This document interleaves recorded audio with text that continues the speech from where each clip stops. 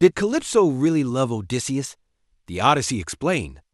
Warning: this video contains spoilers for Christopher Nolan's The Odyssey, Homer's The Odyssey, and Greek mythology.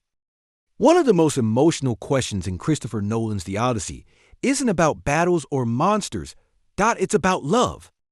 When Odysseus arrives on the hidden island of Ogygia, he meets Calypso, an immortal nymph who rescues him after he loses everything. She cares for him, she offers him a safe home. She promises him eternal youth. She even offers him immortality. But this raises a question that has fascinated readers for nearly 3,000 years. Did Calypso really love Odysseus, or did she simply want someone to end her endless loneliness? The answer isn't as simple as many people think. Because Calypso isn't portrayed as a traditional villain. She's one of the most tragic characters in all of Greek mythology. Let's explain. To understand Calypso's feelings, we first have to understand who she was. Calypso was an immortal nymph, often described as the daughter of the Titan Atlas. She lived alone on the remote island of Ogygia, far from the rest of the world. Unlike the bustling kingdoms of Greece, Ogygia was completely isolated. It was filled with beautiful forests, crystal-clear streams, colorful flowers, and peaceful beaches. It looked like paradise, but paradise isn't always happiness. Imagine living forever on a beautiful island with no family, no friends, and no one to talk to. Days become years.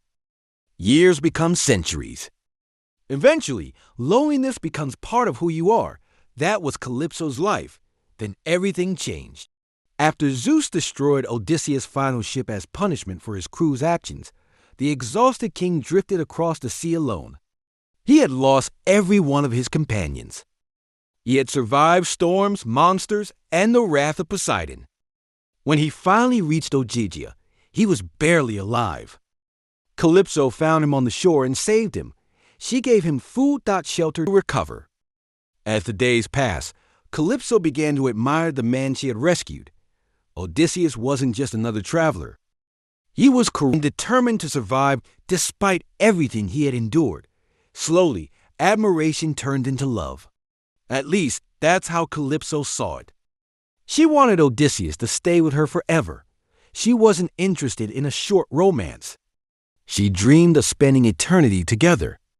To make that possible, she offered him something no ordinary human had ever been offered: immortality.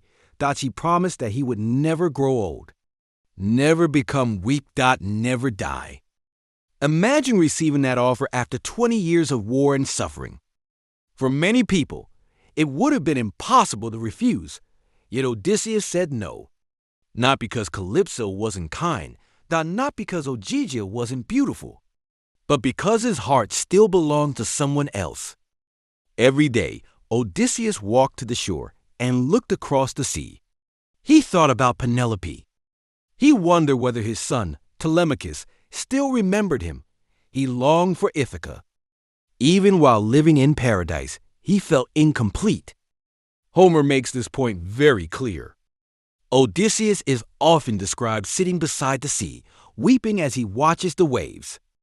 That image tells us everything we need to know. His body was on Ogygia. His heart was somewhere else. This is where many people begin to question Calypso's actions. If she truly loved Odysseus, why didn't she let him leave? The answer lies in one of the most difficult truths about love. Sometimes love becomes possessive. Calypso genuinely cared for Odysseus, but she also feared losing him. After centuries of isolation, he had become the center of her world. Letting him go meant returning to complete loneliness. So she kept hoping that time would change his mind. That one day he will forget Ithaca, forget Penelope, and choose her instead. But love cannot erase another person's deepest desire. No matter how much Calypso offered, Odysseus never stopped wanting to go home. Eventually, the gods decided enough was enough. Athena pleaded with Zeus to show mercy. Zeus agreed and sent Hermes to Ogygia with a direct command: Calypso must release Odysseus. At first, she was heartbroken. She even challenged the fairness of the Olympian gods. She pointed out that male gods often pursued mortal women without punishment, yet a goddess who loved a mortal was forced to let him go. It remains one of the most fascinating speeches in Greek mythology because it reveals Calypso's pain rather than her anger. In the end, however, she obeyed Zeus. This is one of the strongest pieces of evidence that her love was genuine. She could have made Odysseus' departure difficult. She could have refused to help him. She could have taken revenge. Instead, she did the opposite. She helped him build a raft. She provided food and fresh water for the voyage. She gave him clothing and supplies. Then she watched him sail away, knowing she would probably never see him again. That isn't the behavior of someone driven only by selfishness. It's the behavior of someone who understands that real love sometimes means letting go. Christopher Nolan captures this emotional complexity beautifully. Rather than presenting Calypso as an obstacle, he portrays her as someone caught between love and loneliness.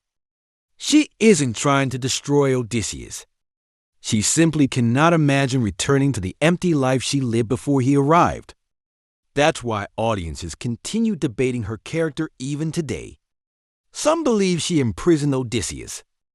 Others see her as one of mythology's greatest tragic figures. The truth probably lies somewhere in between. She loved him deeply, but she also made choices that ignored what he truly wanted. In modern terms, Calypso reminds us that love without freedom can become a form of captivity.